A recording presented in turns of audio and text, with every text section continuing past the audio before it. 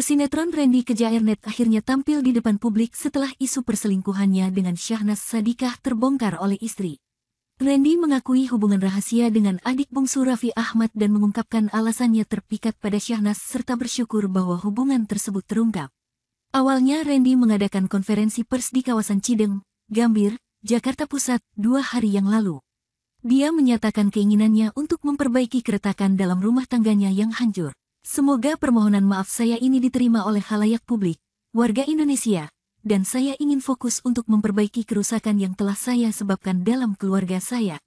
Saya mohon doa, semoga keluarga saya dapat memberikan maaf sebesar-besarnya, dan saya juga memohon maaf kepada publik, ujar Randy Kejaernet saat itu. Kemudian, Randy membahas lebih detail dalam podcast Denny Sumargo. Dia mengakui semua kesalahan yang telah dilakukannya dengan Syahnaz, istri JJ Govinda. Randy juga menjelaskan alasan dibalik keterpikatannya pada Syahnaz dan bagaimana mereka terjerat dalam hubungan terlarang. Randy menyatakan bahwa semuanya bermula dari keinginannya untuk tidak menambah beban bagi Lady Nayoan. Selama pernikahan kami menghadapi masalah. Saya merasa butuh teman curhat, tetapi saya sudah melakukan kesalahan. Saya tidak tahu bagaimana saya membuat kesalahan atau bagaimana saya mengecewakannya, cerita Randy Kejaernet. Saya adalah orang yang tahu bahwa dia sudah memiliki masalah besar dan hidup sendiri sebelum bertemu dengan saya. Jadi menambahkan beban pada dirinya tidaklah adil, terutama untuk kebodohan yang saya lakukan sendiri, jelasnya. Akibatnya, keluh kesah yang seharusnya dia sampaikan kepada Lady ditahan oleh Randy.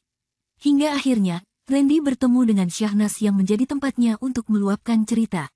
Akhirnya kekecewaan yang seharusnya saya sampaikan padanya, saya tahan. Ternyata itu berbalik menjadi bumerang bagi saya, lanjutnya.